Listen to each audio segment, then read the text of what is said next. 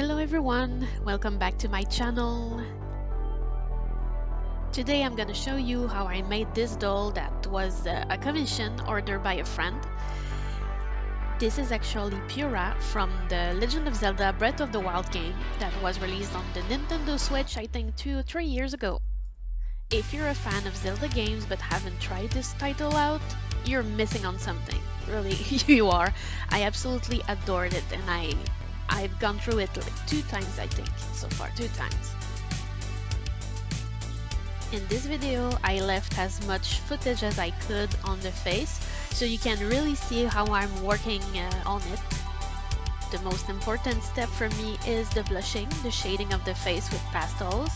I usually spend more time on that and a couple of layers of MSC for 3, maybe a bit more, depending on how deep I want the colors and how much shading I want to create the effect that I want to make.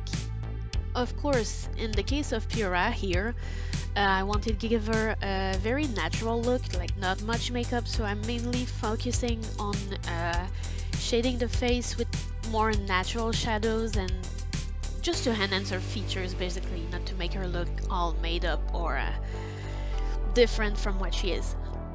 You see me here using mostly makeup brushes to do the blushing.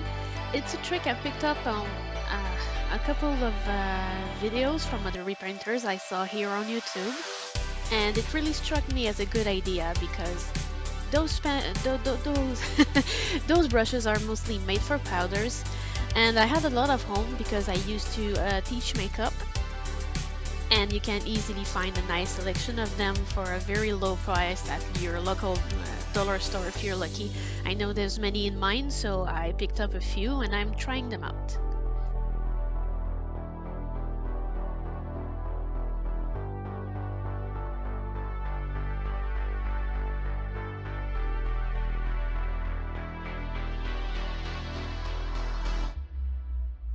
For Purah's face, I'm using a Madeline Adder, and I blush her mostly with warm tones and a bit of a mustardy yellow color because she has a slight olive tone and I wanted the shadows to be a bit more natural. If you want to do natural shadows to enhance the face, you can always go with what you would do with the makeup. So you're thinking about contouring, you're going for the cheekbones, the jaw, the eye sockets, this kind of thing. You can also Google charts and inspire yourself on that. So here, after I've finished the blushing with the pastels, I'm jumping on pencils using the white first because I like to build this one a little more than the other colors.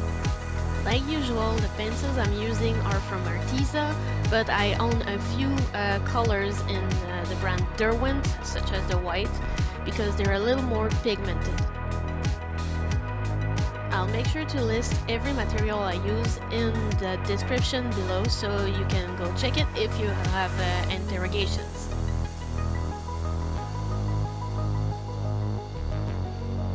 As of late, I've been trying to explore a bit of things with colors and doll faces, especially in the eyes.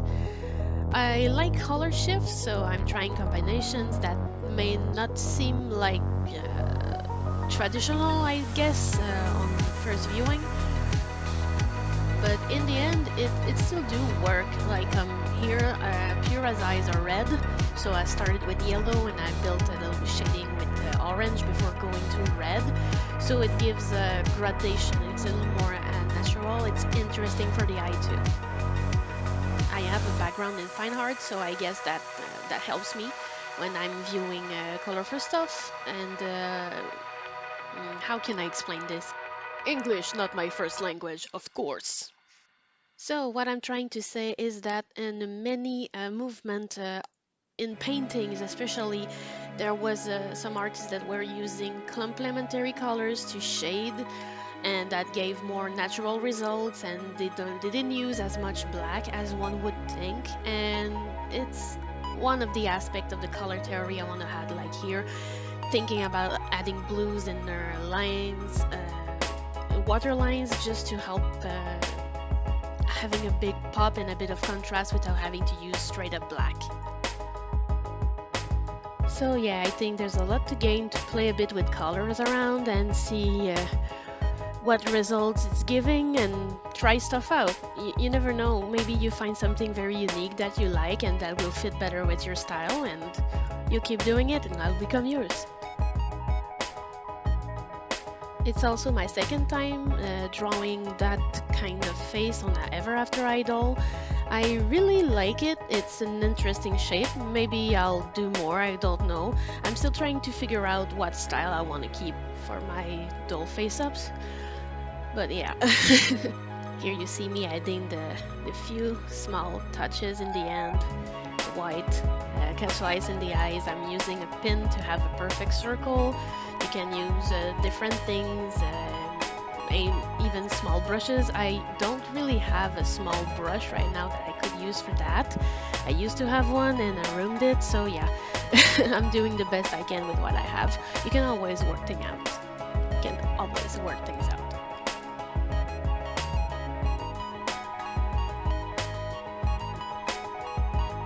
Moving on to the hair, here I made a simple wig cap with stretchy fabric and some PVA glue, and I painted it white because her hair is white, so you just see how it looks like once it's trimmed. And I've marked it for the part and from the middle to make sure that I place it right in the center to glue the hair on.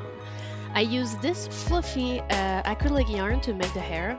I just untangle it, placed it on a coat hanger, and then brush it, and I make wefts just like that.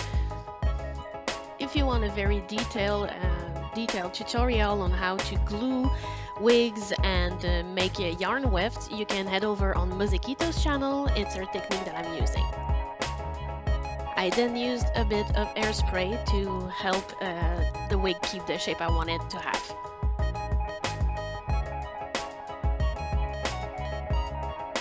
Now for the clothes, it's a bit more challenging for me usually because I'm not very experienced in that.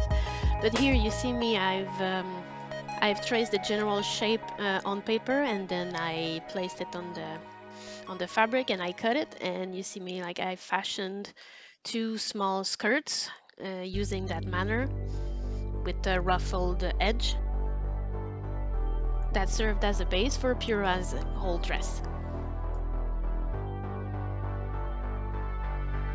As for the gloves and the ties, I sewed them on the doll directly, good side facing in, and I removed them and flipped them over.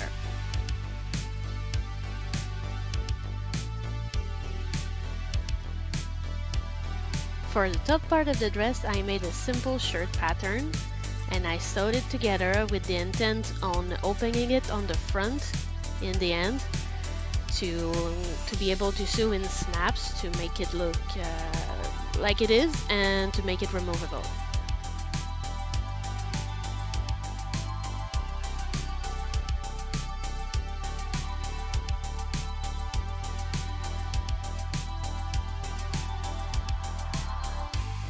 As for her accessories, mainly her glasses, and I think it's another pair of glasses or an ornament she has on her head, I used a brand new sculpey I received from the elementary when she made a giveaway on her Instagram page, and this is the result.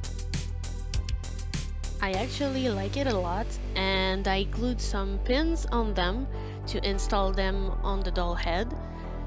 Pins that I were glued with super glue, so everything is removable, and I'm showing you here where the pins are hidden so you can see how it works. You'd also notice that the inside of the glasses are hollow. That's because I didn't want it to create a surface that could reflect light when I try to photograph her.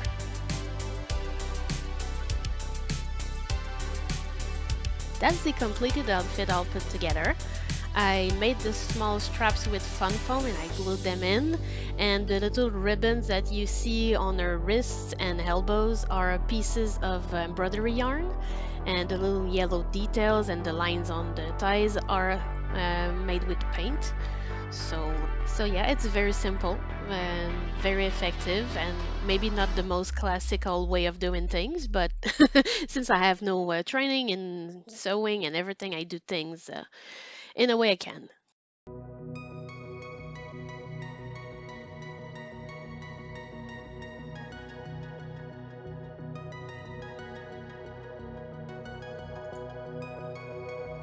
Now for a backpack. It's made entirely of fun foam, and I show you here on the paper the shapes I cut out of foam to make the shape of the backpack. And I use toothpicks and some yarn to do the other embellishments, and it's affixed with some Velcro to make it removable.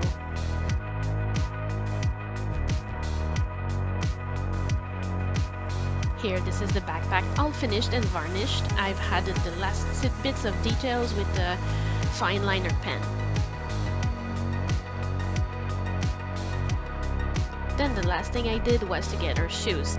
She actually has flats, Mary Jane type shoes, but I didn't have any and I'm not really good at making them, so I took those boots and I cut them away, and this is what they look like after I've repainted them and adorned them with a little bit of glitter.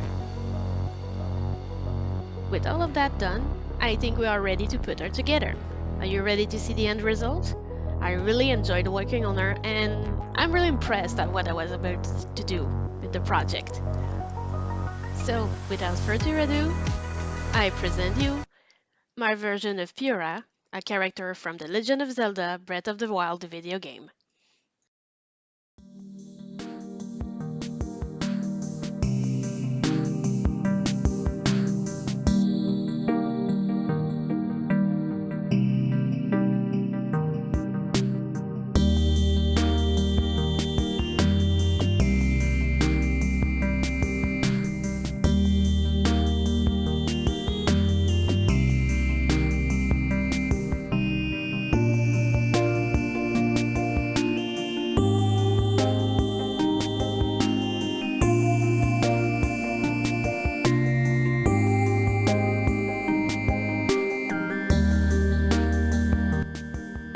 Do you like her as much as I do?